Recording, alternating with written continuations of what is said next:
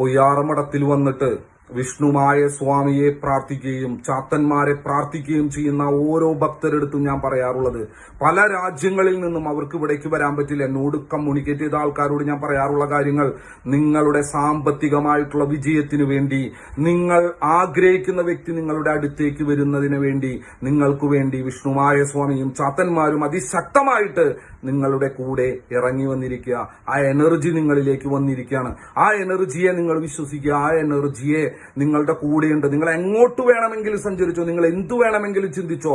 ആ ചിന്തിക്കുന്നത് നിങ്ങൾക്ക് വേണ്ടത് എന്താണോ അതുമാത്രം. നിങ്ങൾക്ക് വേണ്ടത് പണമാണെങ്കിൽ ആ പണം നിങ്ങളിലേക്ക് വരുന്നതായി, നിങ്ങൾക്ക് വേണ്ടത് ഇഷ്ടപ്പെട്ട വ്യക്തി നിങ്ങളുടെ കൂടെ ഉണ്ടാകുക എന്നതാ ലക്ഷ്യമാണെങ്കിൽ ആ വ്യക്തി നിങ്ങളുടെ മുന്നിലേക്ക് എത്രയും പെട്ടെന്ന് എത്തുന്നതായും നിങ്ങൾ സുന്ദരമായിട്ട് ജീവിക്കുന്നതാവും സന്തോഷത്തോടുകൂടി അത് അനുഭവിക്കുന്നതായിട്ട് നിങ്ങൾ വിശ്വസിച്ചാൽ അത് വിഷ്ണുമായ സ്വാമിയും ചാത്തന്മാരും നിങ്ങൾക്ക് നടത്തി തരും. അതിന് തടസ്സമായി നിൽക്കുന്ന എന്ത് കാര്യം ഉണ്ടാവട്ടെ അതിനെക്കുറിച്ച് നിങ്ങൾ ചിന്തിക്കേണ്ട.